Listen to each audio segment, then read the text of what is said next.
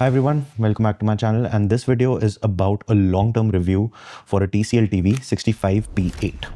Now this TV is still being sold today with the model 65P8K, and the difference between the newer model and the one which I bought is honestly not that much. So whatever review I give of this TV applies to the newer model as well. And this TV I've nearly used for 6 years.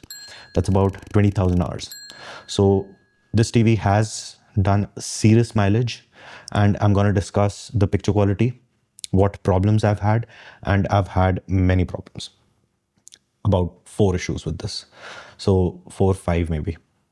Yeah, 5 I think. So yeah, I've had many problems with this, but it's still around after 6 years. So let's get to it. So let's look at the spec sheet for the P8 and the newer model P8K as well. We have the contrast ratio. 5000:1, the newer one is at 6000:1. Next is the color space. Color space for the older one is 70% DCI-P3. The newer one is at 93%. So the color profile has improved a little bit, but not that much, I would say. Brightness, the older one was at 300 nits. The newer one is at 350 nits. So again, it's mostly the same. Next is the refresh rate. Refresh rate for the older one was 60 hertz. The newer one is 144 hertz. Now this, in some cases, makes cinema viewing much better because the older model uses 3:2 pull down, and this one is just a direct multiple. We'll come to that later, but yeah. So overall, if you look at the specs, they haven't changed that much from 6 years ago. It's still the same. And the things that have improved is because of the newer HVA panel that makes it about 10% better, and the quantum dot layer that they put on it. Apart from that, the backlight is still the same. It's direct LED. So let's get on to the review. So this TV I bought in October 2019. I paid 47,000 for it. I bought it from Amazon, as you can see from over here.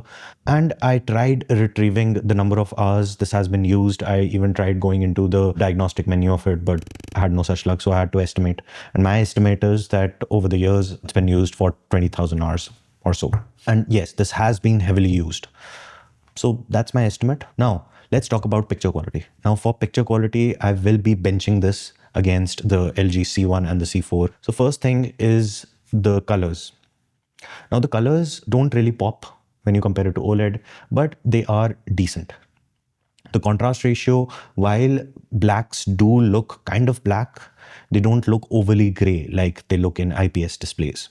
So as far as blacks go, they are decent. The HDR tag that this TV carries, the older model as well as the newer model, is just a tag, a marketing tag. It doesn't really offer true HDR, because for true HDR, you need minimum of 500 nits of brightness. Recommended is 1000.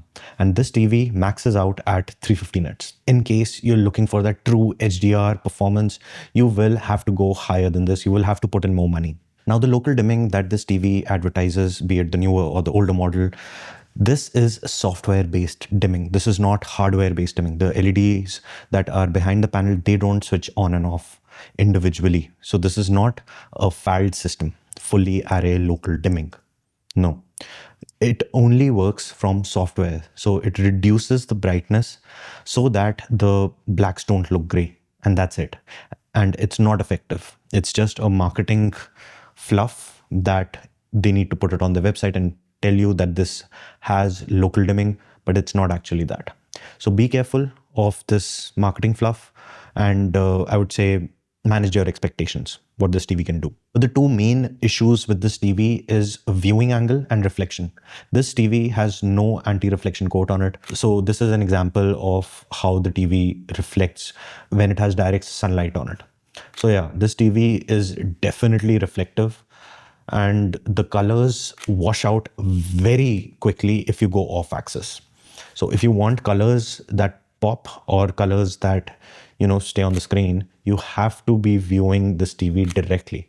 Anything beyond 20 degrees and the colors just fade away. Next, I did the Darth Vader test on this. So the Darth Vader test is basically in a dark room to evaluate the black levels.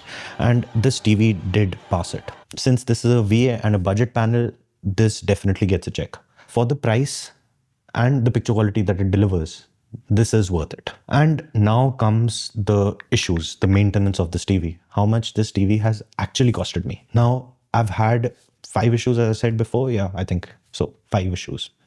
So first thing is the backlight. The backlight will fail after 7,000 hours.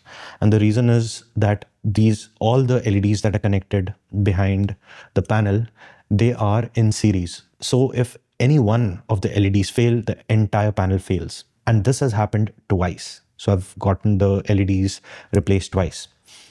So if you're buying this TV, be prepared that after 2.5, 3 years, after the warranty expires, that is, this TV will need backlight replacement. So be prepared for that. And the backlight replacement roughly costs 6 to 7,000 rupees. It's not much, but yes, keep that as a factor. So I've gotten it replaced twice. Then something very unexpected happened. I connected a TV set-top box. I think it was Tata Sky. I connected that. That Tata Sky was leaking current through the HDMI. And as soon as I connected the HDMI, the motherboard failed. It fried one of the capacitors on the motherboard. So in that, the entire motherboard had to be replaced, and that was roughly 3,000-4,000 cost. Now I'm just speculating over here. I'm guessing that this wouldn't happen with a Sony, Samsung, or an LG, since they would have some kind of protection on their circuits, but this happened with TCL. And then the third, the remote. The remote is extremely flimsy. You drop it maybe 5-6 times, and remotes do drop every now and then. The original remote didn't even last 2 years. The entire front panel of the remote just came out, and till now, till 6 years, this is the third remote I'm at. So yeah, the remote I went through, maybe it's my fault, maybe the plastics are bad, or maybe my usage is an extreme case, I don't know. But I definitely went through 2 remotes, and I'm on my third now. So previously I compared the newer model with the older model, and as you can see from the spec sheet, so the newer model isn't that much better, but for the price, if you're getting this TV at or around 47, 48,000, I think it's worth it. But beyond that, I would say there are better options in the market. But if it is below 50,000, it's hard to beat this TV at this price for the quality that it offers. Just be mindful of the limitations of it. Don't view it on wide angles. Make sure that there's no reflection on the screen because the brightness is low.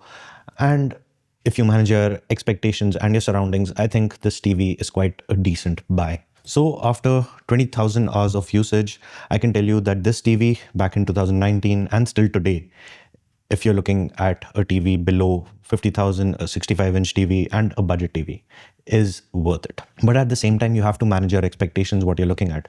The technology from back in 2019 hasn't really much improved. It's only, I would say, a 20 or maybe a 30% improvement on the 2019 model. It's pretty much the same. And if you take into account the maintenance that comes along with it after every 2.5, 3 years, adding maybe 6,000-7,000 more after every 2-3 years, if you're okay with that, then definitely this TV is worth its price.